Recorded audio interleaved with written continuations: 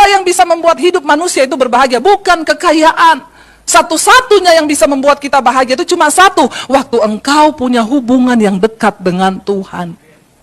Cuma itu. Sehingga dalam segala keadaan engkau bisa connect dengan hadirat Allah.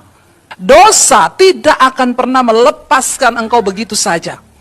Yang namanya akibat dosa itu selalu berujung kepada maut.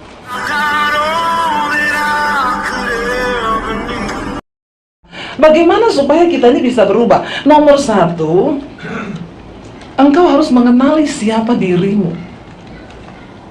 Ya, baru engkau bisa tahu mana yang harus dirubah. Lo benar nggak, saudara? Ya, kenapa terjadi banyak kekacauan di gereja, di komunitas, di rumah tangga? Kenapa? Karena banyak orang yang tidak tahu. Tapi memang benar nggak? Kenapa terjadi banyak kekacauan? Karena banyak yang tidak tahu diri. Artinya, kalau bahasa halusnya, yang tidak mengenal diri sendiri. Buat rencanamu yang indah atas hidup kami, Tuhan. Ajar kami untuk terus hidup dalam rancangan-Mu, Bapa. Karena kami tahu itulah kebahagiaan dalam hidup kami. Karena hidup ini bukanlah soal mencapai semua yang kami inginkan, tapi kami harus mencapai apa yang Tuhan inginkan dalam hidup kami. Urapi hamba-Mu yang tidak ada apa-apanya, urapi setiap kami, Tuhan. Kami mau tenangkan hati kami, jiwa kami di dalam Engkau malam hari ini. Biar isi kami dengan firman-Mu, dan firman itu bertumbuh menghasilkan buah, mengubah hidup kami, Tuhan. Hanya di dalam nama Tuhan kami Yesus Kristus, satu nama yang ajaib, kami berdoa dan bersyukur. Sama-sama katakan amin. Amin. Silakan duduk Bapak Ibu yang terkasih. Shalom. Bagaimana kabarnya? Luar biasa. Iya, untuk yang akhirnya saya bisa berjumpa lagi dengan Bapak Ibu yang ada di tempat ini, ya. Apa sih tujuan kita ini menjadi orang percaya, menjadi orang Kristen, ya? Karena ada banyak orang itu yang keluar masuk gereja tapi nggak ngerti tujuan. Amin apa amin? Ya. Saya ini ke gereja tiap hari Minggu itu ngapain ya? Saya ini pelayan ngapain ya? Saya ini ikut Yesus itu ngapain ya? Saudara, kalau kita mau menyadari hidup kita di dunia ini hanya 70 tahun kata Alkitab. Kalau lebih itu kebanggaannya sakit, penyakit, dan penderitaan. Artinya apa? Alkitab bilang kalau lebih dari 70, kebanggaannya. Orang itu kalau umur 30 ketemu teman, kebanggaannya apa? Kerja apa sekarang? Oh, saya sekarang jadi manajer. Oh, sekarang saya sudah punya usaha. Umur 30 ini. Oh, saya sekarang udah menikah. Oh, saya, kebanggaannya yang diceritakan adalah semua yang dia capai. Nanti mulai umur 40, kalau ketemu kebanggaannya apa? Iya, puji Tuhan udah punya rumah 3. Ya, punya hotel 4. Ya, punya ini, punya. Kalau udah umur 70 ke atas, apalagi 80, kalau ketemu kebanggaannya apa? Ya, sakit. Orang tua tuh kalau ketemu gimana kabar? Aduh, lutut ini loh. Aduh, boyokku iki loh. Pegel ya. Jadi memang itu Alkitab berkata ya memang benar. Jadi sadarilah hidup kita di dunia ini sebenarnya nggak lama. Lalu untuk apa sih kita ini di dunia? Kenapa kita harus mengenal Tuhan? Saudara, manusia itu terdiri dari 3, yaitu tubuh, jiwa, dan roh. Tapi saya mau tanya, selama kita hidup di dunia ini, yang kita pikirin, yang kita utamakan itu yang mana? Halo? Tubuh kan semuanya untuk tubuh. Lo bener nggak? Kita cari duit untuk apa?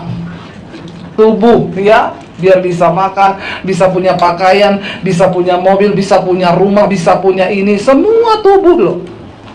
Dan tidak sedikit dari manusia yang akhirnya masuk kepada tekanan, mereka depresi, stres hanya karena kebutuhan apa? Tubuh kan, daging kita kan.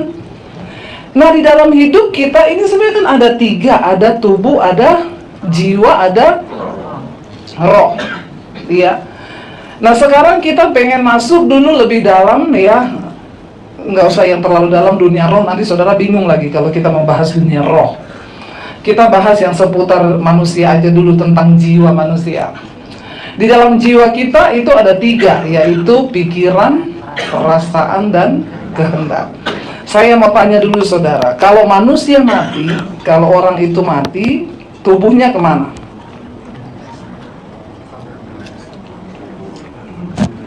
tidak apa-apa menjawab. Kalau salah saya tidak hukum, kalau benar juga saya tidak kasih sepeda. Jadi jawab saja. Kalau kita mati, tubuh kita kemana? Jadi kembali ke tanah, ya. Padahal kita ini hidup selalu memikirkan tubuh. Padahal kalau kita mati, tubuh kembali ke tanah. Lalu roh kita kemana? Ada dasar ayatnya? Kalau ngomong harus ada dasar ayat loh. Kalau kita mati, roh kemana? Iya benar, kembali kepada Allah. Ya, itu dalam Pengkhotbah. Ya, kalau saudara baca dalam Pengkhotbah pasal yang ke-12 ayat yang ke-7. Dan debu kembali menjadi tanah seperti semula, dan roh kembali kepada Allah yang mengaruniakannya. Roh manusia itu semua sama, baik. Kenapa? Karena roh itu adalah gambar diri Allah di dalam diri manusia. Itu roh. Waktu manusia diciptakan, dihembuskan nafas Allah, itu roh. Roh itu semuanya pengennya yang baik, ya. Jadi roh manusia itu sama. Mau dia Muslim, dia Hindu, dia Buddha, dia Kristen, itu roh itu adalah bagian diri Allah dalam diri manusia. Jadi waktu manusia mati, roh kembali langsung kepada Allah. Kalau kita mati, jiwa kita kemana? Ini pelajaran dasar dari kekristenan, dan saudara harus tahu supaya saudara tidak tersesat jadi orang Kristen. Amin. Jiwa kita kemana waktu kita mati? Ada yang tahu? Nanti dikasih uang Pak Oki 100.000. Ada yang tahu jiwa kita kemana? Halo? Kalau kita mati, jiwa kemana? Satu aja tolong, ada yang angkat tangan, nggak tahu. Oh haleluya, harus ada pemuritan nih Pak. Waktu manusia mati, roh kembali kepada Allah, tubuh jadi tanah, jiwa akan dihakimi. Amin. Saudara lupa Yesus berkata, jangan takut kepada mereka yang hanya berkuasa membunuh tubuh, tapi tidak berkuasa membunuh jiwa. Takutlah kepada Dia yang berkuasa membunuh tubuh maupun jiwa di dalam neraka. Amin.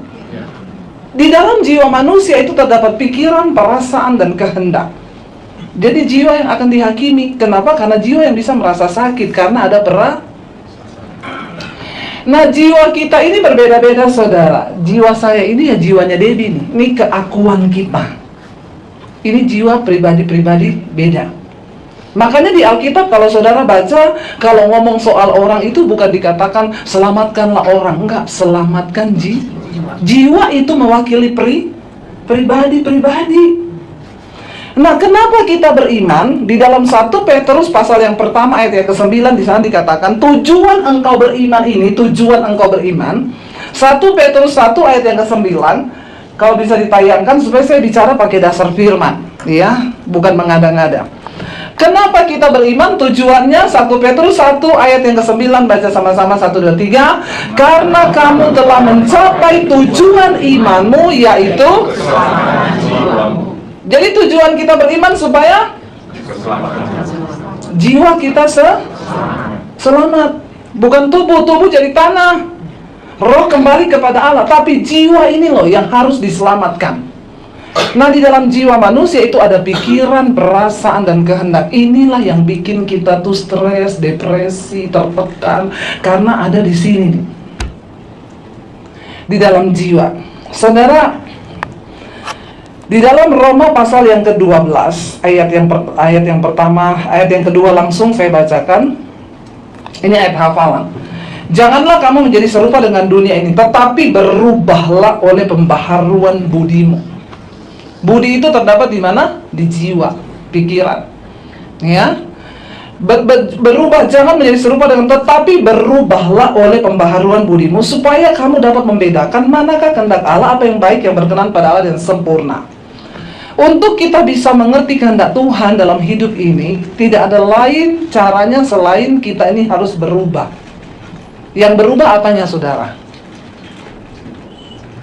Ayo, yang berubah tadi apanya? Jiwa, bukan tubuh ya. Kalau tubuh kita berubah gampang. Saya mau berubah bentuk rambut, besok saya ke Bulingling. Warna rambut saya mau diganti. Tidak perlu mengerti kehendak Tuhan untuk merubah rambut. Amin. Jadi ada orang yang bilang sama saya gini, ibu itu ya pintar firman, tapi tidak menjadi pelaku firman. Saya tanya, kenapa? Buktinya rambutnya pendek.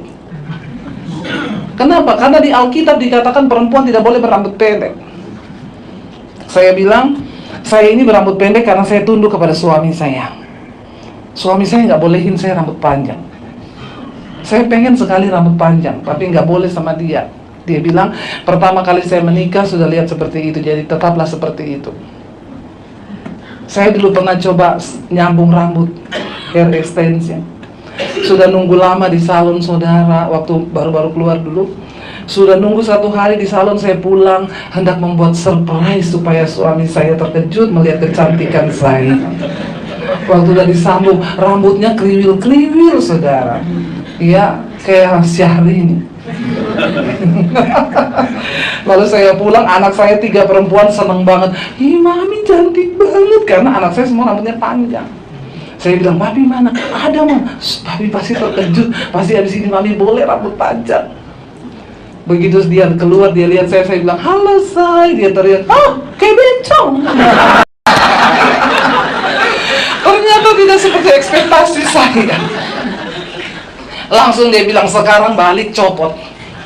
Saya bilang, say please, ini sudah seharian saya tunggu dipasang-pasang pakai besi itu zaman dulu. Enggak, balik sekarang. Anak saya yang kecil ngomong, jangan pak, biarin 1 bulan lah, orang cantik kok mami kayak gitu. Akhirnya dia bilang, ya udah. Tapi setiap kali mau tidur malam, dia mau peluk saya, dia teriak, wow. Jadi tidak bertahan, saudara, bahkan 1 minggu pun tidak. Besoknya saya langsung pergi copot itu rambut. Jadi kalau untuk yang di luar tubuh kita ini, ya, yang begitu-begitu kita nggak perlu cari tahu kehendak Tuhan. Yang lebih utama itu adalah jiwa. Jiwa ini harus berubah supaya kita bisa mengerti kehendak Tuhan, kata firman Tuhan. Nah, berubahnya itu bagaimana saudara? Kita nih kalau dengar orang ngomongin harus berubah, harus berubah, harus berubah, kayaknya kok enak banget pendeta ngomong tuh harus berubah. Bagaimana supaya kita ini bisa berubah? Nomor 1, engkau harus mengenali siapa dirimu. Ya, baru engkau bisa tahu mana yang harus dirubah. Lo benar nggak saudara? Ya, kenapa terjadi banyak kekacauan di gereja, di komunitas, di rumah tangga? Kenapa? Karena banyak orang yang tidak tahu. Yang kenceng ngomongnya. Kenapa banyak kekacauan terjadi? Karena banyak orang yang tidak tahu. Maaf ya, ini agak keras sih, tapi kan saudara sendiri yang ngomong kan, bukan saya. Tapi memang benar nggak? Kenapa terjadi banyak kekacauan? Karena banyak yang tidak tahu diri. Artinya, kalau bahasa halusnya, tidak mengenal diri sendiri. Nah, bagaimana kita bisa mengenal sendiri? Saya ini akhir-akhir ini lagi belajar tentang psikolog, saudara. Kenapa? Karena saya ini berhadapan dengan jemaat, setiap hari saya konselingin orang itu, saudara. Itu saya berhadapan dengan jiwa. Dulu saya berpikir gini, enak, saya bilang sama suami gini, saya enak banget ya orang Solo, Jogja, Magelang, Sukabumi. Sukabumi ini juga halus-halus kan? Saya tadi ke rumahnya Bu Yaya itu kalau gini loh Bu Devi, jadi kita ini halus sekali saudara ya. Saya tuh bingung, ada manusia halus seperti itu, kenapa saya tidak? Saya dulu pernah bilang sama suami saya, nah kalau Tuhan tuh melihat karakter dari halus atau tidaknya orang, berarti kan yang masuk surga ini cuma orang Jawa semua. Benar nggak? Kasihan tuh orang Sulawesi, orang Ambon, orang Manado, itu kasar-kasar semua saudara. Saya juga nggak tahu ya, orang Manado, orang daerah Indonesia bagian timur itu tuh karakternya kasar-kasar saudara. Ya, tapi Indonesia bagian sini ini barat ya, halus-halus. Nah, saya mempelajari kenapa bisa seperti itu. Saudara, kalau kita lihat gunung, ya gunung itu segitiga, yang di atas puncaknya ini itu namanya personality. Ini tuh bisa berubah, itu tidak asli. Personality itu adalah kepintaran orang membangun sifatnya, tapi tergantung situasi dan kondisi. Makanya ada orang bisa bilang, itu kalau di gereja Bu rohani sekali, kalau di rumah karena personalitinya bagus. Itu bisa berubah-ubah Tidak dijamin. Yang di tengah-tengah gunung itu namanya temperamen. Itu kepribadian dasar kita lahir, ada yang namanya temperamen. Semua orang berbeda-beda. Kalau saya warnanya merah, saudara harus tahu loh warna saudara apa, supaya engkau tahu. Iya, saya pakai istilah ini aja biar lebih gampang dengernya ya. Saya ini merah, jadi saya tahu diri saya. Orang merah itu kolerik, saudara. Kolerik itu dia punya bakat kepemimpinan. Ya, dari maunya cepat, tergesa-gesa, walaupun kadang salah. Pokoknya cepat dulu, bahaya memang. Ada bagusnya, ada nggak bagusnya. Nah, suami saya itu hijau. Hijau itu flegma, tenang, damai, nyaris tak terdengar. Karena dia orang Solo. Orang flegma itu kalau dicari-carilah di daerah Solo, Jogja, Semarang, Sukabumi.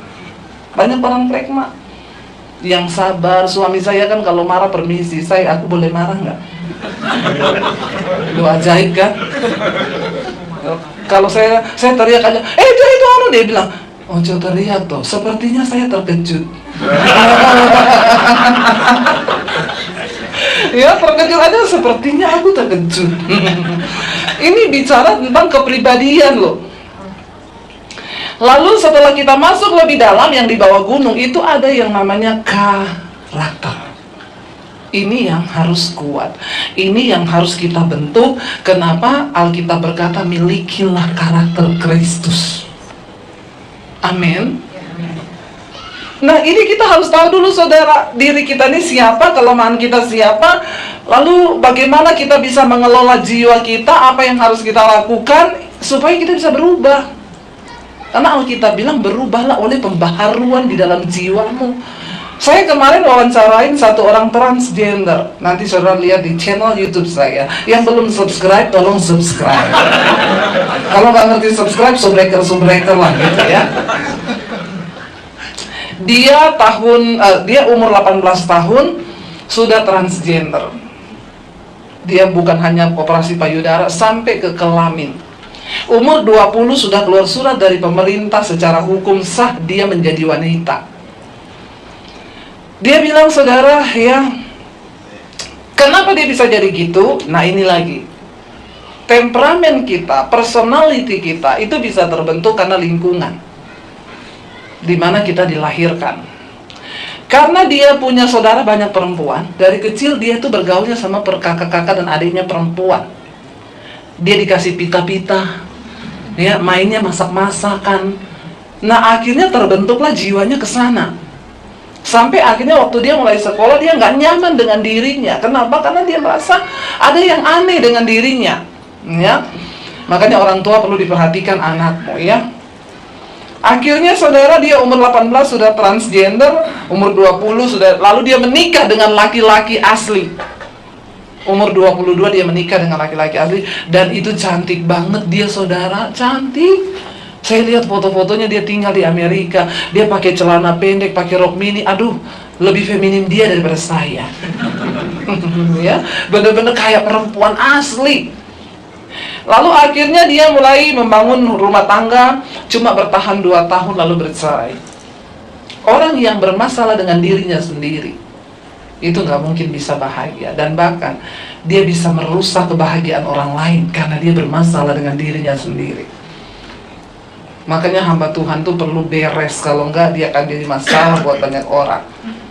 Kita akan melayani banyak jiwa loh kalau kita sendiri bermasalah, bahaya, saudara. Lalu akhirnya dia pacaran lagi dengan cowok, lalu putus lagi, kecewa sampai berapa kali, akhirnya dia stres dengan hidup.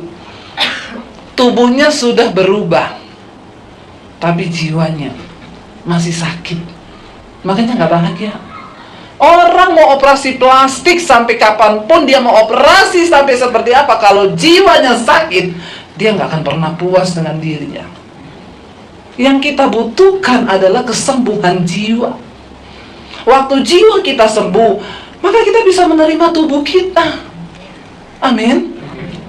Kenapa orang sibuk, oplas sibuk, ini permak itu, tapi nggak pernah, dan itu makin ketagihan. Kenapa? Jiwanya yang bermasalah. Lalu Dia karena jiwanya bermasalah, sakit, dia pindah ke agama seberang. Dia umroh pakai jilbab, karena dia pikir di sana dia akan menemukan kedamaian. Ternyata makin stres, saudara. Makin stres. Akhirnya satu kali dia berbalik lagi ke Kristen. Kalau dia ke gereja, dia dijamah Tuhan, jiwanya dilawat Tuhan, dijamah Roh Kudus, lalu dia mulai masuk ke gereja. Lalu mulai pelayanan sebagai pendoa. Tidak ada satu orang pun yang tahu kalau dia itu laki-laki. Dia pakai rok cantik, rambutnya panjang, nggak kelihatan laki-laki. Semua panggil, "Bu, iya mari Bu, masuk Bu." Waktu dia mulai mengenal Tuhan, dia mulai mendengar firman. Alkitab firman Tuhan bilang, firman Tuhan ini berkuasa. Ya, dia bahkan bisa memisahkan antara jiwa dan roh. Ingat saudara, perkataan firman itu sanggup memulihkan jiwa. Waktu dia terus dengar firman, dia mulai sadar bahwa jiwanya sakit. Sudah ke gereja menjadi pendoa. Kalau engkau sekalipun ke gereja bertahun-tahun, puluhan tahun engkau jadi pendoa, jadi pendeta, jadi gembala sekalipun, kalau jiwamu sakit, engkau akan terus bermasalah dan bikin masalah. Lalu dia bilang, saudara, dia mulai merasa ada yang salah. Siapa yang bisa membuat dia sadar seperti itu? Firman. Kuasa Roh Kudus lewat firman Tuhan. Dia mulai merasa, aku ini ada yang gak beres. Aku bisa membohongi semua orang bahwa aku perempuan, tapi aku tidak akan pernah bisa membohongi diriku sendiri. Bahwa identitasku yang dilahirkan oleh Tuhan ke dunia ini, aku adalah seorang laki-laki. Padahal udah transgender, kurang apa? Ya, tapi jiwa itu, saudara, berbicara. Akhirnya dia bilang satu malam, lagi dia galau, jiwanya mulai menyuruh dia untuk terbuka, kasih tahu, kamu keluar dari kemunafikan ini. Kamu gak bisa sembunyi karena kamu akan tertekan sendiri. Roh Kudus mulai melawat dia. Malam itu juga dia ketok pintu rumah pendetanya.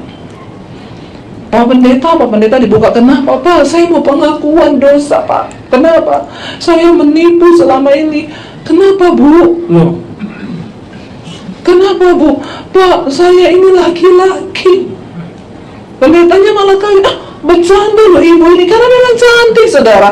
Nanti ya saudara lihat ya foto-fotonya, cantik banget beneran, saya nggak bohong. Nggak ada sedikit pun kelihatan dia tuh cowok. Ibu ini bercanda, beneran Pak, saya transgender. Lalu, Pak, saya nggak sejahtera. Bapaknya itu ngomong pertama gini, ya kalau memang ibu sudah sejahteranya begitu ya nggak apa-apa Bu, gitu aja. Enggak, saya nggak mau. Ada sesuatu yang menuduh di dalam diri saya bahwa ini nggak benar. Malam itu juga dia pergi cari salon, saudara. Buat apa? Potong rambut. Padahal rambutnya kriwil-kriwil kayak ibu. Nih yang kuning, yang kriwil-kriwil itu, ya. Sayang kan kalau dipotong kan, saudara. Tapi dia pergi cari malam-malam. Dia bilang, ibu bayangkan iblis itu memang nggak seneng Bu orang mau berubah. Saya cari salon malam-malam. Mau masuk ke salon tuh nggak ada parkiran, penuh semua. Lalu saya cari taksi Bu. Saya parkir mobil saya di pinggir jalan, saya cari taksi. Saya pikir biar saya turun dari taksi, saya langsung lari. Begitu mau turun, hujan deras banget dan petir menyambar-nyambar. Tapi saya bilang enggak, saya mau bertobat Tuhan. Dia masuk ke salon, dipotong cowok, saudara. Habis potong cowok, dia pulang, dia berdoa. Dari situ dia mulai kasih tahu ke orang-orang. Dia kasih tahu ke anak, ke cucu-cucunya, kalau cucu-cucu dari kakak-kakaknya gitu ya, yang selama ini panggil dia oma. Ya, dia cerita bahwa saya ini laki-laki gini-gini. Akhirnya dia bertobat, dia bersaksi kemana-mana. Bulan Oktober kemarin dia baru habis angkat payudara, dioperasi lagi, dikembalikan seperti semula. Tetapi untuk kelamin sudah tidak bisa. Tapi dia bilang, gak apa-apa, tapi aku menemukan identitasku. Aku adalah seorang laki-laki. Ya, saudara lihat loh, sampai yang seperti itu tuh Tuhan bisa ubahkan loh saudara. Kalau jiwanya itu menyadari. Ada satu hal yang saya kemarin dapat jawaban, saudara. Selama ini kan yang tadi saya bilang, orang Solo, Jogja, orang Jawa itu enak banget, karakternya bagus, gini-gini. Kenapa ya kepribadian mereka memang itu dari lahir? Kemarin saya ke Surabaya. Saya di Surabaya dijemput teman saya, setelah makan dia bilang, Bu Dewi, kita doakan teman saya ya. Iya, yuk. Dia nggak ngomong sama temennya kalau dia mau bawa saya. Dia cuma telepon, "Hei Ci, ada di rumah nggak?" "Ada." "Yaudah, saya mau ke sana sama pendeta, kita berdoa ya." "Iya." Begitu masuk di rumah, dia buka pintu, saudara. Ya, dia lihat saya, dia bilang, "Ini Bu Dewi Basir kan?" Saya bilang, "Kok tahu?" "Ibu, saya itu subscriber Ibu di channel YouTube Ibu," gitu ya. "Aduh, saya seperti mimpi, malah sekarang ketemu, baru tadi malam saya nonton khotbah Ibu." Dan kita masuk, saudara, ngobrol-ngobrol. Jadi dia punya suaminya ini, saudara, jatuh dari lantai 7 meter. Jatuh. Waktu jatuh itu hidungnya pecah, retak ya, dan dia mengalami beberapa operasi lah di kepala. Tapi dokter bilang gini, puji Tuhan tidak ada satupun otaknya yang retak atau kena atau apa ya. Lalu pulang, saudara, setelah operasi, suaminya ini ternyata karakternya berubah. Dulu itu suaminya ini baik banget, saudara. Kalau istrinya mau ke pasar, diantar sebelum dia ke kantor. "Saya antar." "Nggak boleh kamu ke pasar sendiri, ayo sama saya." Pulang itu dia bisa siapin makanan. Pokoknya istrinya itu kayak ratu dibikin sama dia. Waktu setelah dia jatuh, itu karakternya berubah 180 derajat, bertolak belakang sekali dengan yang dulu. Istrinya bilang, "Ibu tahu kalau kami pergi naik mobil, Bu, saya salah omong, Bu, di mobil. Dia berhenti di pinggir jalan, dia suruh saya turun di pinggir jalan. Terserah lu mau pulang naik apa, turun sekarang, turun." Lu berubah lu karakternya. Jadi kasar sama anak-anak juga tidak seperti dulu lagi. Pokoknya dia jadi kayak orang lain. Istrinya bawa lagi dia ke dokter. "Dok, kok suami saya berubah ya setelah dia jatuh itu?" Untung dokternya nggak bilang gini, "Jatuhkan lagi supaya berubah." Kayak kadang-kadang orang gitu ya, kalau lupa ingatan, kebentur lagi baru dia ingat lagi ya. Tapi jangan, saudara ya, itu adegan berbahaya. Lalu dokternya periksa, dokternya cuma bilang gini, "Bu, iya, memang otaknya nggak apa-apa, tapi ada tapinya. Saraf kepribadiannya itu memar. Jadi dia kena ke saraf kepribadian." Loh, Tuhan tuh ajaib toh. Ternyata ada syaraf kepribadian di otak kita. Makanya orang tuh punya pribadi beda-beda. Lalu dia tanya gini, "Loh Bu, dok, oke, syaraf kepribadiannya memar, cuma memar loh. Tapi dia nggak gila, enggak. Dia ingat semua seperti biasa, cuma karakternya tertukar sama yang lalu." Akhirnya dia istrinya tanya, "Dok, terus itu obatnya apa?" Dokternya bilang, "Nggak ada obat, tapi itu harus disetting ulang." Loh, aneh loh, saudara, tapi nyata loh ya. Harus disetting ulang. Lah saya bilang, "Bu, kalau komputer setting ulang ya gampang ya. Tinggal dibuang semua, setting baru, kita mau isi apa, lah otak disuruh setting ulang." Terus istrinya tanya sama saya, "Bu Dewi, kalau menurut Bu Dewi gimana? Dokter udah bilang harus disetting ulang." Tiba-tiba Tuhan kasih saya ayat Roma ini sama dia. Oh, saya tahu jawabannya. Roma pasal 12 ayat yang kedua berkata, "Berubahlah oleh pembaharuan budimu." Kita bisa berubah kalau budi kita ini dibaharui. Berarti setting ulang itu apa, Bu? Suamimu harus banyak dengar firman. Lalu dia mulai harus setting otak. Saudara, kita ini kan, saya selalu bilang sama suami saya, buat saya berubah jadi sabar itu saya butuh perjuangan yang luar biasa. Kenapa? Bukan karena secara kepribadian saya kebentur, bukan. Karena memang kepribadian saya terbentuk dari saya masih kecil. Orang Sulawesi itu kalau ngomong nadanya tinggi, teriak-teriak, dikit-dikit emosi. Nah, itu terekam di alam bawah sadar kita. Lalu karakter kita terbentuk sesuai apa yang tersimpan di alam bawah sadar. Saudara, percayalah, hidup kita ini 90% dikendalikan oleh alam bawah sadar. Cuma 10% itu alam sadar. Orang kalau nyetir pertama, saya tuh kadang kalau sama suami saya gini, Ayo dong kita berangkat lebih cepat ke sana. Kenapa? Aku tuh belum pernah nyetir ke sana. Jadi benar-benar harus konsen. Dia pakai alam sadar. Tapi kalau sudah beberapa kali dia nyetir ke sana, dia pakai alam bawah sadar. Oh, habis ini belok, habis ini kanan, habis ini udah nggak terlalu pakai yang sadar lagi. Nah, kenapa kita ada di sini untuk mendengarkan firman? Kita sedang mengisi alam bawah sadar kita dengan firman. Saya bisa tahu di sini muka-muka yang menangkap khotbah saya dengan alam bawah sadar dan dengan alam sadar. Ya, yang menangkap dengan alam bawah sadar itu benar-benar gini. Yang menangkap dengan alam sadar, ya, ini mesti pulang nggak ingat apa-apa. Nah, benar saudara.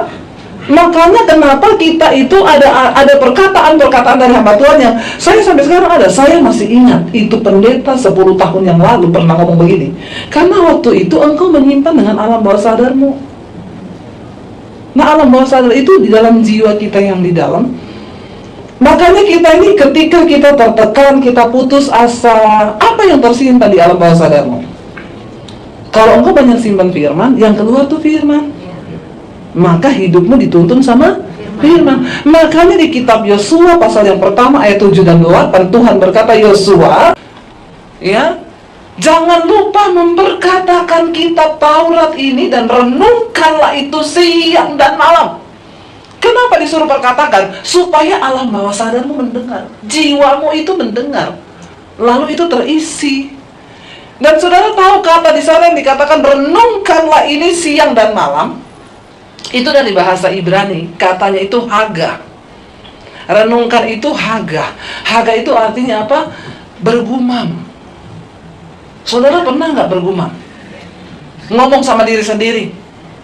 Waktu di dapur, di kamar mandi, iya sih aku, iya, tapi aku percaya. Pernah kan? Semua pernah kan? Yang pernah bergumam angkat tangan. Ya, yang tidak pernah bergumam angkat kaki. Ya, saya yakin semua orang normal itu pasti pernah bergumam. Ya, tapi apa yang engkau simpan di alam bawah? Nah, Yosua Tuhan bilang, perkatakan kitab itu dan bergumamlah. Artinya apa? Waktu engkau tertekan, ucapkan firman. Ya, waktu pikiranmu ngomongin, aduh besok sudah mau bayar cicilan, nggak ada uang. Ya, aduh bagaimana ya, aduh pusing kepala. Kan engkau putus asa, maki-maki orang juga kan nggak ada duit tetap. Daripada maki-maki, mending kan ngomong firman, amin. Mending nyanyi memuji Tuhan, amin. Makanya saudara, hidup ini tuh sebenarnya murah, yang mahal tuh gayanya. Bener nggak? Kita mau makan yang 1 hari 5.000 ada, mau makan yang 1 hari 50.000 ada, mau makan yang 1 hari 500.000 ada, makan yang 1 hari 5 juta ada nggak? Ada di Jakarta. Ya, masuk di PI itu saudara makan steak, ya 200 gram 1,5, ya daging 200 gram makan 1,5 juta. Saya ditraktir orang situ, dalam hati saya mending diuangkan. 1,5 makan di warteg dapat 1 RT loh. Benar nggak saudara? Ya, orang itu mau makan yang mahal ada. Ya, tapi kan hidup ini tuh sebenarnya murah, yang mahal tuh gayanya. Dan karena gaya itu banyak orang jadi stres. Makanya Alkitab bilang, cukupkanlah dirimu dengan apa yang ada padamu. Saudara, yang bikin orang itu darah tinggi, kolesterol tinggi, jantung, itu bukan makanan sebenarnya, tapi cicilan. Amin.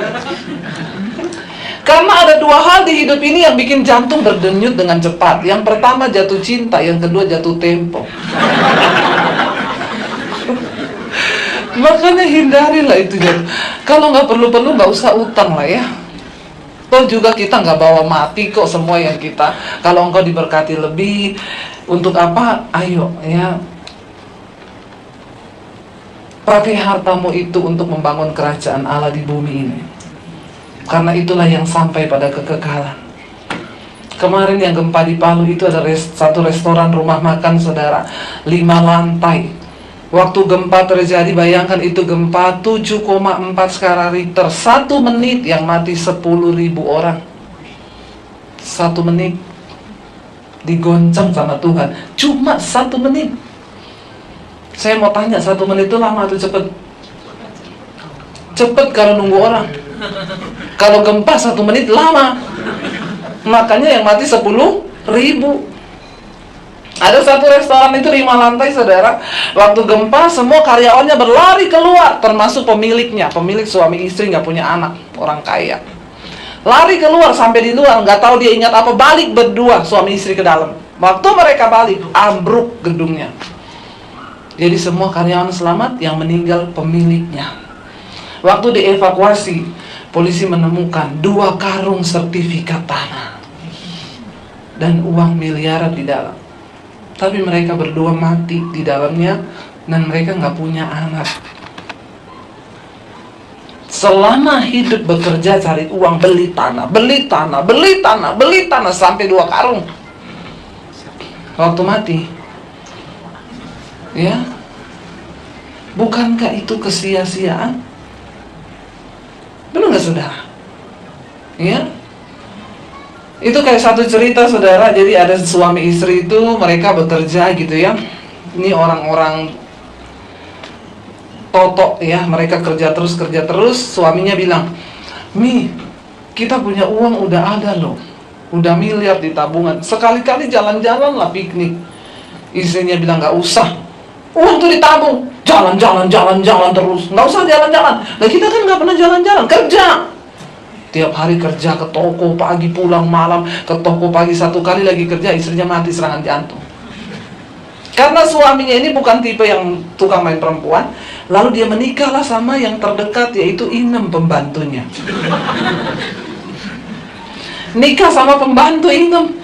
Begitu habis nikah, Inem bilang gini, "Koko, kita bulan madu dong ke Bali." Kan Koko selama ini pengen piknik memang. Uang sudah miliar di bank. "Ayo kita ke Bali," terbanglah ke Bali. Lagi berjemur di pantai, Inem ngomong gini, "Koko, dulu Inem pikir Inem yang bekerja buat ibu. Ternyata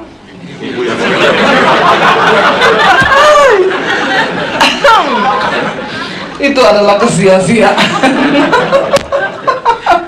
Iya, saudara, ya kadang-kadang orang tuh lupa ya. Maksudnya hidup ini untuk apa sih?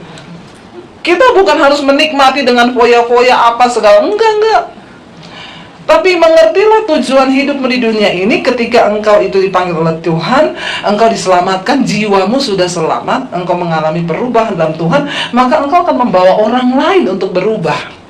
Amin. Saya bersyukur, saudara, saya tuh punya channel YouTube. Saya tidak pernah berpikir menjadi YouTuber lah, enggak lah, ya, enggak penting itu. Satu kali Tuhan tuh taruh di hati saya begini, ambil alih dunia media. Bagaimana caranya Tuhan dunia media? Saya pikirnya kalau media itu televisi. Dulu saya belum ngerti YouTube. Udah ada tapi nggak ngetren YouTube. Televisi. Jadi saya tanya beberapa teman yang kerja di televisi, gimana ya kalau bikin acara di TV? Ibu harus syuting dulu 10 episode. Ya, minimal ibu harus sudah punya 10 episode, lalu kasih ke kita. Tapi standarnya harus standar TV, lightingnya, syutingannya. Jadi ibu sewa studio kita aja supaya nggak ulang-ulang. 1 kali sewa 1 episode 6 juta. Berarti kalau saya mau bikin 10, 60 juta. Aduh, mahal sekali ya. Mau ambil alih dunia media. Ya sudah. Terus itu udah pasti keterima belum? Belum. Itu kita akan lihat dulu acaranya masuk apa enggak. Ya, kalau gitu sudah saya melupakan.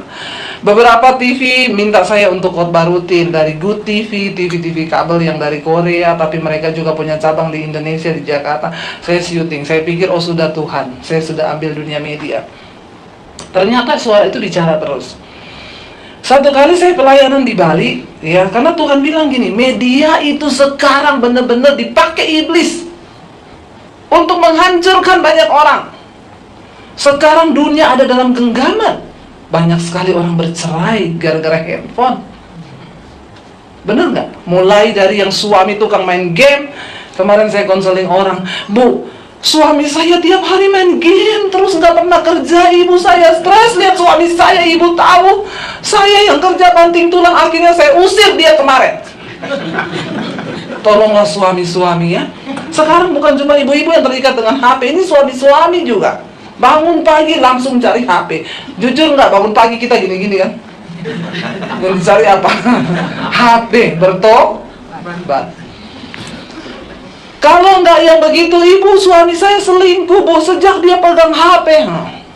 Memang ini media benar-benar saudara. Jadi setan sekarang bukan lagi pocongan, kuntilanak, genderuwo. Yang begitu sudah tidak muncul, benar nggak? Saudara nggak bakal lihat lagi yang kalau begitu. Kenapa? Udah kalah pamor. Dia sembunyi aja di gudang-gudang tua, dicari sama sutradara sama kameramen. Benar nggak?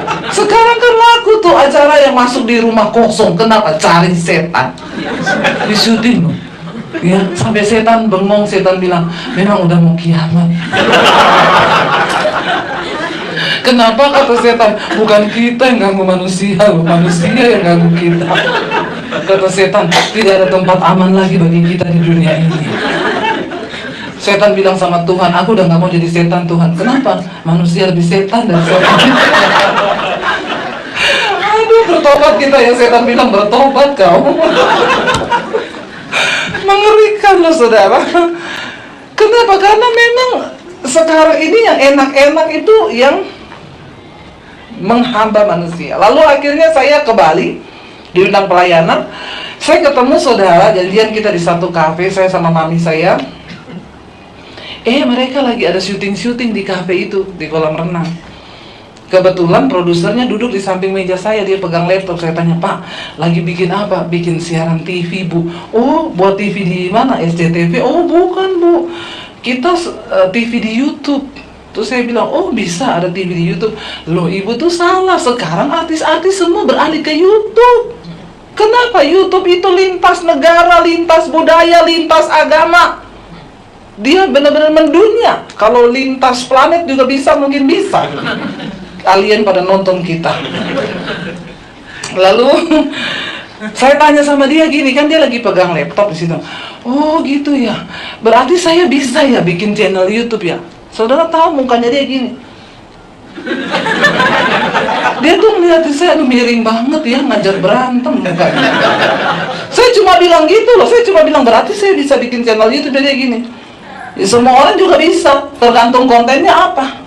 Saya bilang biasa aja kali mukanya. Oh cuma tanya, dia begitu saudara. Lalu karena dia lagi buka-buka laptop, di situ buka YouTube, jadi saya bilang gini, Pak, coba ketik nama saya di situ. Dia lihat di saya lagi, siapa? Agak jengkel juga sih ya. Saya sebut Delta Eko berapa Yankee, Debbie Basjir, diketik sama dia, Debbie Basjir, klik dicari, muncul banyak banget saudara. Terus dia bilang gini, Ibu, ini ada yang nonton punya Ibu 200.000 lebih loh. Saya gini, bukan mau sombong, bukan ya, cuma agak sedikit angkuh. Lalu dia bilang, bisa banget nih, berarti Ibu udah punya nama di YouTube. Oh berarti bisa ya Pak ya, biasa aja. Iya bisa loh Bu. Saya pulang, saya bilang sama suami saya, ini yang Tuhan maksud, ambil alih dunia media. Saya cerita sama dia, mereka itu bikin TV di YouTube loh. Ternyata benar sekarang Hotman Paris, Raffi Ahmad, wah itu penghasilannya miliar loh dari YouTube. Akhirnya bikin, suami saya bayangkan khotbah pertama, nonton ribuan saudara. Satu minggu subscribe naik 1.000, 2.000, 3.000, 4.000, 5.000, 6.000, 7.000. Puji Tuhan sih kemarin sudah dapat selamat dari YouTube. Anda adalah mitra kerja YouTube. Jadi kalau saudara buka khotbah saya, jangan heran ada iklan di dalamnya. Dan ada yang ngelarang gini, Bu, jangan dikasih iklan dong. Masa khotbah pakai iklan? Saya bilang, emang lu bayar per puluhan? Ya. Jangan dong egois banget. Saya ini tidak terima perpuluhan loh. Saya ini kan gembala YouTube. Tidak ada perpuluhan buat saya. Enggak bercanda saudara ya. Masa yang sedikit lah dapat berkat. Saya juga nggak bakal jadi konglomerat lah dari iklan itu ya. Tapi saya melihat saudara, Begitu di YouTube tayang, saya kasih nomor HP tuh. Ada orang-orang gini, ibu saya sangat diberkati, boleh nggak minta nomor HP? Saya kasih nomor HP saya. Bayangkan kalau khotbah saya sekali tayang ada yang nonton mau 100.000, saya kasih nomor HP. Makanya HP saya kemarin bunyi-bunyi sendiri, error. Gara-gara yang konseling, saudara, itu WA masuk ting ting ting ting ting ting. Saya kadang kalau balas itu mau tidur malam, karena waktunya di situ saya baru mau tidur malam. Jadi kalau tidur malam itu suami saya tanya, non itu aku lagi balas ini orang konseling. Dia bilang, tapi aku mau ngomong, nanti aja. Nggak lama HP saya masuk, ting, dia WA, Shalom Bu Debbie. Saya balas, iya kenapa ya Pak? Saya mau konseling Bu, istri saya mencuekin saya. Saya bilang, mungkin uangnya kurang Pak. Jadi saudara, ya itu, tapi saya melihat ya, puji Tuhan tuh Tuhan ya, sampai ada yang tanya gini, saya nggak yakin WA kan, saya nggak yakin kalau ini benar nomornya Bu Debbie. Dia minta HP saya di inbox YouTube, Bu saya minta nomor HP ibu, saya mau konseling, saya kasihlah nomor HP saya. WA saya gini, saya nggak yakin kalau ini Bu Debbie. Pasti ini ofisialnya atau sekretarisnya. Maaf ya, saya ini mau buka persoalan pribadi. Kalau ini official saya nggak mau. Saya bilang ini saya Debbie Basir. Enggak, saya nggak percaya. Saya telepon saudara. Saya pencet, diangkat, halo, Shalom 123 321, bertobatlah sebab Tuhan jangan Allah sudah. Kamu yakin ini saya Debbie Basir? Terus dia bilang ini, iya ampun, ibu maaf bu, iya bu maaf, saya percaya bu. Saya tanya, kenapa kamu nggak percaya kalau saya bisa kasih nomor HP saya? Soalnya kan hari gini bu, mana ada pendeta ngasih nomor HP, yang ada mah ngasih nomor rekening. Saya bilang, kan kamu nggak minta nomor rekening. Kalau kamu minta ya saya kasih juga, 085 Mereka nggak percaya saudara, kasihan dong. Makanya saya kasih nomor HP. Satu kali ini yang saya mau saksikan, ada satu orang laki-laki inbox saya di WA, Bu Shalom, saya bukan orang Kristen, saya nonton khotbah ibu di YouTube. Oh ya, jadi awalnya gini Bu, saya itu setiap hari dengar lagu-lagu di YouTube, lagu-lagu dunia tentunya sekuler.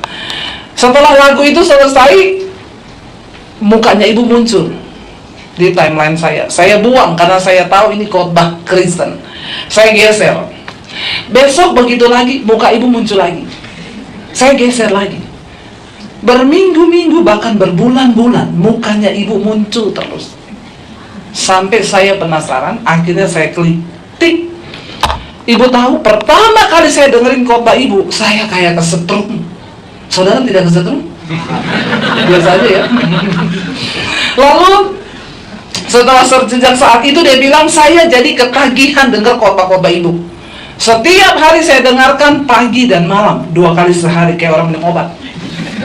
Dan dia bilang gini, ibu, setelah mendengar khotbah-khotbah ibu, perhatikan firman Tuhan ketika masuk di jiwa berkuasa mengubahkan jiwa seseorang. Setelah saya dengerin khotbah-khotbah ibu, saya jadi mengerti bagaimana hidup, tujuan hidup berkenan kepada Tuhan. Dan saya sudah pergi ke toko buku, saya beli Alkitab. Saudara lihat, siapa yang mendorong dia untuk pergi beli Alkitab? Ada orang yang tiba-tiba ke agama lain suruh dia pergi beli Alkitab di toko? Kalau bukan karena firman Tuhan, saya pengen kita baca dulu supaya saudara yakin. Kisah Rasul 2 ayat 26. Bagaimana roh, jiwa, dan tubuh itu bisa berkaitan erat dan bisa akhirnya orang melakukan sesuatu yang bahkan tadinya dia nggak mau bisa jadi mau. Kisah 2 ayat yang ke-26.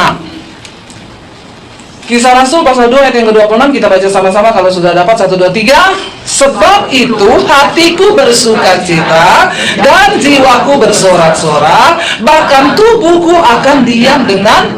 Perhatikan baik-baik, ketika hatiku ya bersukacita, dari dalam nih hati, roh bersukacita, dan apa setelah hati bersukacita maka jiwa bersorak-sorak. Ketika jiwa bersorak, lalu bisa dikatakan apa? Tubuh apa?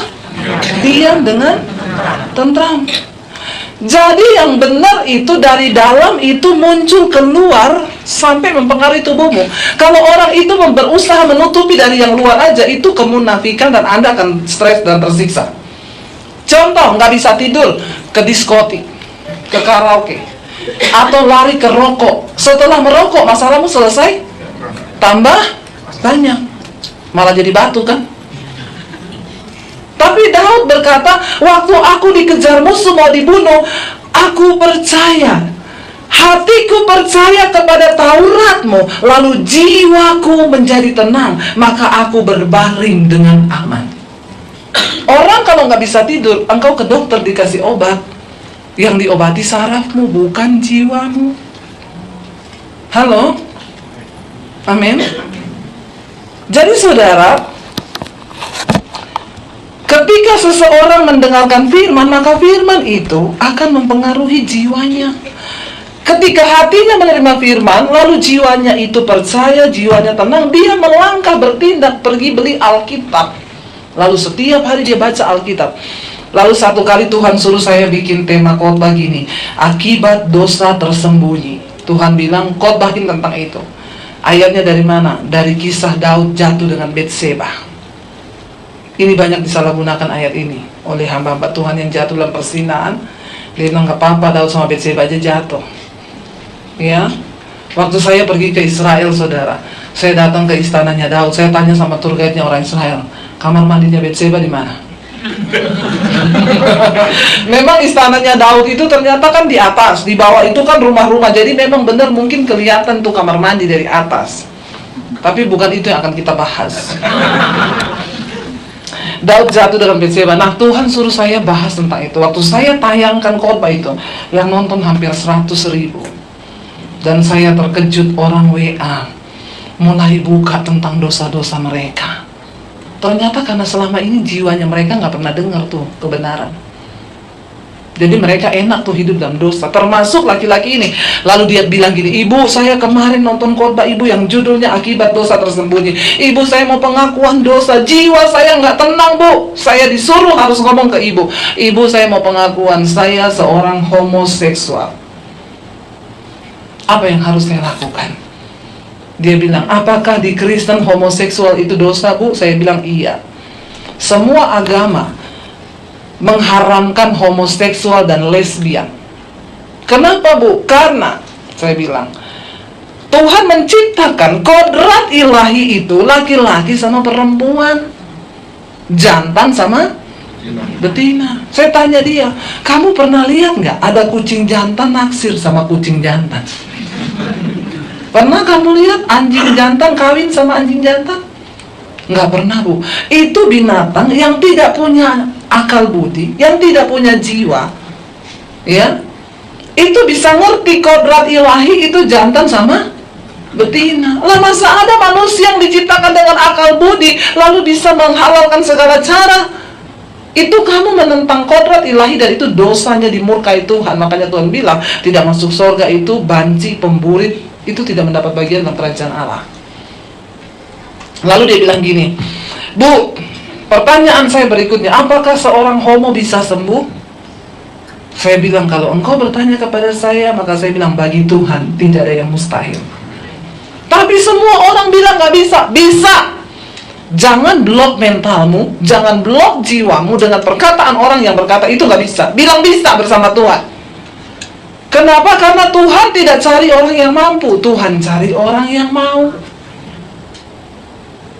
Ketika engkau mau, maka Tuhan akan menyembuhkan. Makanya tadi saya bilang, kita ini harus sadar dulu bahwa kita ini sakit. Kalau kita nggak merasa kita sakit, ya kita bagaimana mungkin diubahkan. Benar nggak saudara? Lalu akhirnya dia bilang, oke bu, saya ini kan jauh bu, saya di Bali. Bagaimana caranya saya bisa menghubungi ibu supaya ibu mendoakan saya? Saya bilang, kamu nggak perlu ketemu saya. Tidak ada pendeta hebat yang bisa tumpang tangan sama kamu atau tumpang kaki, lalu kamu sembuh, nggak bisa. Lalu bagaimana bu? Imanmu lah yang akan menyelamatkan engkau. Saya mau ajar saudara supaya jadi jemaat yang dewasa. Jangan cari-cari pendeta terus, amin. Nanti saya capek. Ya, bayangkan kalau saya harus layani 100 orang. Setiap hari 100 orang. Saya setiap hari konselingin orang loh saudara. Ya, dan kalau saya ini tidak punya jiwa yang kuat, saya juga bisa depresi. Kenapa? Itu sampahnya orang semua yang saya timbun. Lo bener nggak? Yang heboh lagi ibu-ibu, Bu Devi suami saya selingkuh. Ibu tolong doakan suami saya, Bu, puasa buat suami saya. Emang itu lakinya siapa? Kenapa kau suruh saya berdoa buat suamimu? Suami saya saja jarang saya doakan. Karena dia sudah bisa berdoa sendiri. Nah jangan, saya bilang tidak ada doa dari pendeta yang terhebat manapun buat seorang suami kecuali doa istrinya lah. Tolong jadi jemaat yang dewasa, amin. Dia di Bali. Gini ya, mulai hari ini perkatakan kepada jiwamu ya, perkatakan firman Tuhan, ngomong dalam nama Yesus, hai jiwaku dengar, aku diciptakan sebagai seorang laki-laki, dan firman Tuhan berkata, semua roh yang bukan dari Tuhan itu berasal dari iblis. Keluar dari dalam diriku roh homo, roh banci di dalam nama Yesus. Kenapa Daud memerintahkan jiwanya? Hai jiwaku, pujilah Tuhan. Ketika Daud dikejar-kejar anaknya mau dibunuh, dia dikejar beribu-ribu orang mau dibunuh, saudara. Raja Saul mengejar Daud untuk membunuh dia. Coba kalau saudara disuruh Jokowi kejar saudara hari malam ini mau dibunuh, saudara gimana jiwamu? Galau nggak? Yang kejar raja loh. Jokowi lo suruh cari Devi Basir, bunuh dia sekarang. Wah itu saya pasti, aduh mau sembunyi di lubang semut. Bagaimana mau lari kemana? Semua tentara dikerahkan untuk mencari Daud. Jiwanya stres, depresi, tertekan. Tapi Daud bilang, hai jiwaku, pujilah Tuhan. Dia tidak mengizinkan jiwanya melemahkan tubuhnya. Selama jiwanya itu kuat, maka tubuhnya ini juga sehat. Kita harus memerintahkan jiwa. Kenapa? Karena kalau jiwamu sakit, maka tubuhmu itu ikut sakit. Makanya orang gila itu nggak ada yang sakit. Saudara lihat orang gila kena hujan, kena panas, kadang agak disambar petir, nggak apa-apa. Sampai rambutnya sudah jegrak begitu dia. Nggak pernah sakit orang gila itu. Kenapa? Jiwanya itu sudah tidak berfungsi. Ya saking udah jebol, ya udah terlalu akhirnya jadi gila itu malah nggak sakit. Dia makan sampah, bener nggak? Ya, enggak pernah saya lihat di rumah sakit orang gila diare. Pernah nggak saudara lihat orang gila diare? Belum pernah loh. Karena memang dari jiwanya itu udah nggak ada rasa apa-apa. Tapi jangan mau gila loh. Kita harus punya jiwa yang sehat.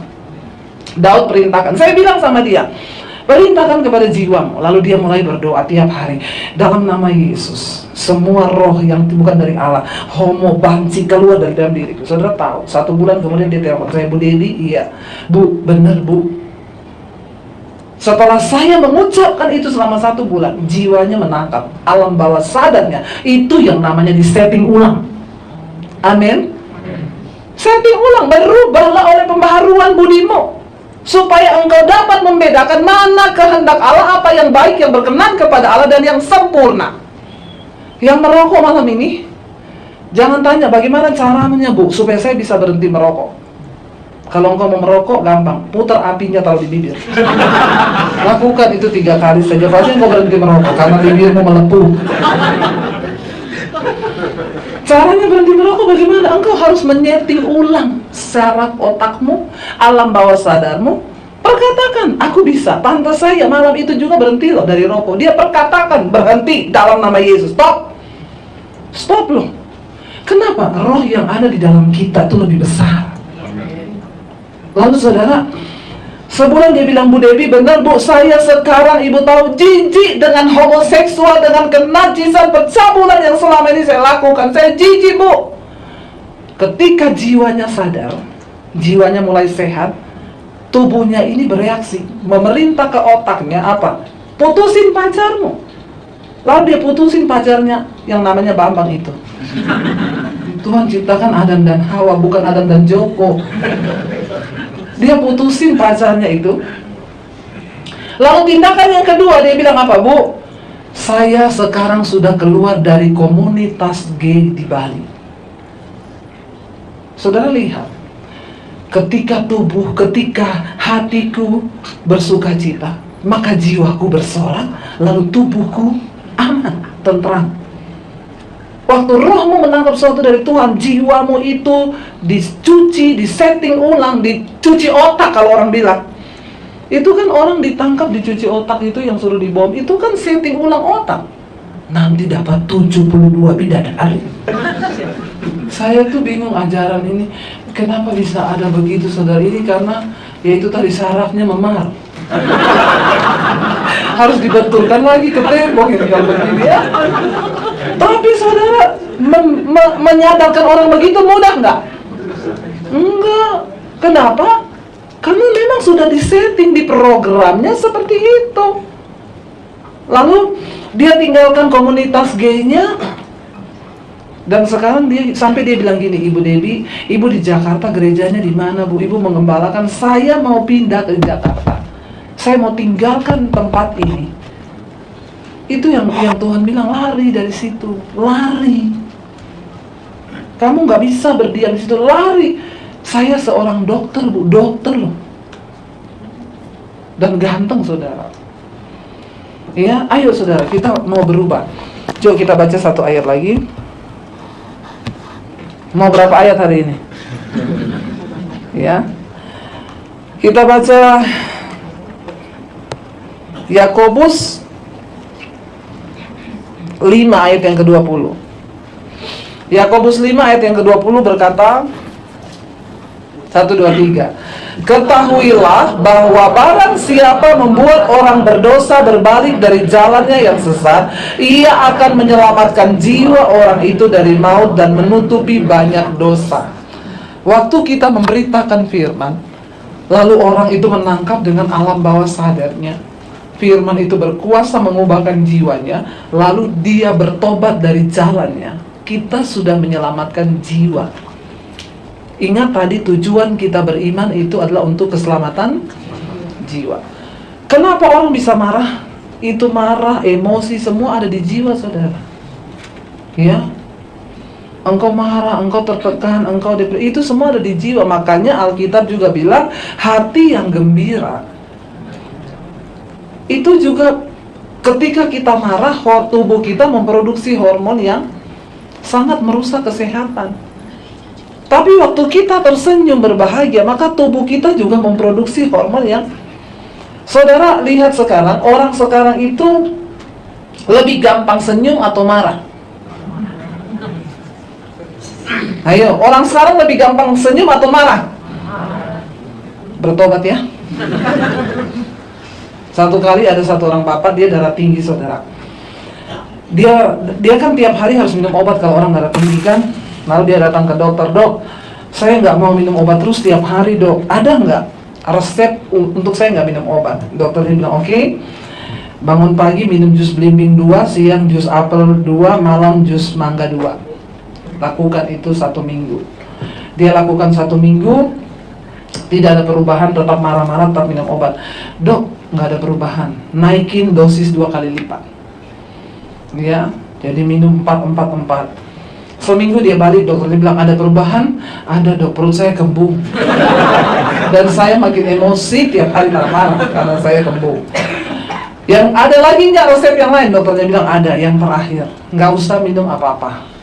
Nah terus setiap 2 jam Anda harus tersenyum selama 20 detik. Setiap 2 jam selama 1 hari. Coba tersenyum 20 detik. Senyum coba 1, 2, 3, 4. Saya hitung 5, 6. Tolong tahan mulutnya, tahan. Ini latihan buat Anda yang sudah tidak pernah tersenyum. Orang itu nggak pernah tersenyum, Anda sudah hidup di neraka walaupun masih di dunia loh. Loh benar saudara. Coba ya 20 detik. Lalu dia bilang sama dokternya gini, cuma gitu dok? Dokternya bilang iya. Susah loh pak. Enggak. Dia pulang. Sopirnya bilang silakan pak. Sopirnya aneh. Biasanya ya. Begitu pulang sampai di rumah, istrinya tanya, dari mana pak? Dari dokter. Dia hitung sampai di kanan 1, 2, 3, 20 detik. Istrinya gini, ih Biasa ditanya marah-marah. Nggak usah tanya-tanya, urusan saya mau dari mana, yang penting saya pulang. Ini dari ya. Besok pagi dia bangun pagi, anak istrinya semua sudah di meja makan. Semua gini, pagi Pak. Pagi. Dia tanya sama anaknya, kuliahmu gimana? Karena kalau senyum nggak bisa marah kan? Nggak mungkin orang senyum. Kan nggak bisa, saudara. Ya, jadi dia tanya sama anaknya, kuliahmu gimana? Ya, anaknya gini. Ya, padahal biasa bangun pagi, kuliahmu gimana? Jangan minta uang terus, kalau selesaikan kuliahmu itu cepat. Ya, ini kan karena senyum nggak bisa gitu. Selesaikan kuliahmu ya. Dia hitung 1, 2, 3. Lama banget.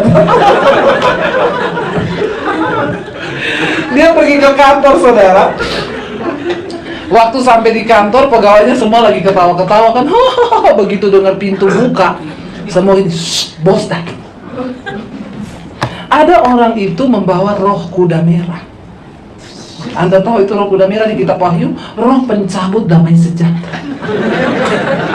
Orang lagi damai, dia datang langsung hilang damai. Ini kan berarti pembawa roh kuda merah. Lihat kanan kirimu, ada nggak? Ya. Jadi dia datang, karyawan lagi ketawa semua, begitu datang, semua jadi diam. Dia masuk ruangan, semua pegawainya gini, pagi Pak, dia gini, pagi. Wih, semua kaget, saudara. Dia jalan sepanjang ruangan, dia hitung 20 detik. Ya, begitu dia masuk, pegawainya gini. Berubah loh. Perhatikan setting ulang. Ini namanya setting ulang kan? Otak pemerintah harus tersenyum 20 detik. Sampai di dalam ruangan, pegawainya ketok pintu. Ini saat yang paling mendebarkan. Karena apa? Laporan keuangan. Wah, di sini biasa dia kalau ada salah angka dia teriak, goblok. Pegawainya ketok pintu udah gemetaran. Buka, Pak, pagi mau bawa laporan keuangan. Iya, silakan duduk. Ini Pak, tolong diperiksa, dia periksa. Ada tanggal yang ada satu angka salah. Ini kenapa salah ya, goblok ya? Goblok. Ya? Gobloknya tetap, tapi sambil senyum. Jadi beda arti. Yang di mana juga nggak tersinggung, saudara. Karena dia sambil blok. Enggak, ini diperbaiki ya goblok ya. Kalau dulu goblok kamu kenapa perbaiki dulu. Itu pegawainya juga kaget. Oh, iya Pak, nanti saya perbaiki ya blok ya. Awas besok nggak diperbaiki ya. Sampai dia keluar, saudara, 20 detik. Lalu 1 minggu, dia merasa benar loh, ya, tekanan darahnya nggak naik. Lalu dia balik ke dokter, dok, iya dok, kenapa ya cuma dengan tersenyum begitu tekanan darah saya nggak naik? Dokternya bilang, iya Pak, karena begini Pak, ketika orang itu tersenyum, tubuhnya itu memproduksi sejenis hormon yang namanya endorfin. Itu sejenis morfin di dalam tubuh manusia yang gunanya itu penghilang stres. Jadi saudara mau pengen morfin malam ini? Belum. Ini lagi kena morfin. Ya, waktu Anda tertawa itu morfin keluar loh. Tubuhmu, jiwamu tenang. Sebaliknya ketika orang marah-marah, tubuhnya memproduksi hormon beracun yang bikin tubuhmu jadi sakit dan tertekan jiwamu. Ya, jadi saudara, ya, dan benar Alkitab bilang hati yang gembira itu obat yang, tapi semangat yang patah bikin osteoporosis. Benar kan? Mau minum Anlen 1 truk juga, kalau tiap hari bersungut-sungut di rumah, nggak ada damai sejahtera, maka penyakit datang. Hidup ini singkat. Untuk apa punya uang kalau kita nggak bisa menikmati dalam damai sejahtera, kebenaran, damai sejahtera, dan sukacita oleh Roh Kudus? Ayo kita semua kejar ini, saudara. Mari sehatkan jiwamu, rumah tanggamu berbahagia. Ada uang, nggak ada uang, tetap tersenyum. Amin. Jangan terlalu bikin berat hidup, ya. Kenapa? Karena uang itu tidak dibawa, tapi nggak ada uang bawaannya. Saya baru mau coba mempermainkan kata, Anda sudah tertipu loh. Ya, uang tidak dibawa, mati. Nggak ada uang bawanya? Oh. Nggak ya, nggak ada uang, jangan sampai mau mati ya. Hidup ini adalah ketika kita mensyukuri apa yang kita masih miliki. Dan ingat, hidupmu ke depan, kita nggak pernah tahu sampai kapan kita hidup. Kemarin ada pendeta di Jakarta yang lagi khotbah tentang kematian, lalu dia jatuh dan meninggal. Lagi khotbah tentang kematian, makanya saya agak takut juga khotbah soal kematian. Enggak perlu takut kalau sudah waktunya. Alkitab bilang mati itu untung. Siapa yang mau untung? Nggak ada yang angkat tangan. Padahal ngerti loh mati itu keuntungan. Ditanya siapa yang mau untung, nggak ada yang mau. Ya, jadi saudara, kita nggak perlu takut dengan yang namanya kematian. Orang itu mau sehebat apapun, jaga hidup, jaga kesehatan. Kalau sudah waktunya, nggak peduli. Ya, boleh jaga kesehatan, tapi jangan lupa jaga kesehatan jiwamu. Kenapa? Karena kalau kita mati, nanti jiwa yang akan dipertanggungjawabkan. Engkau jaga kesehatan itu cuma masalah tubuh aja kan? Benar nggak? Saya tutup dengan ini. Saya ketemu satu orang bapak ya, ulang tahun, umurnya berapa?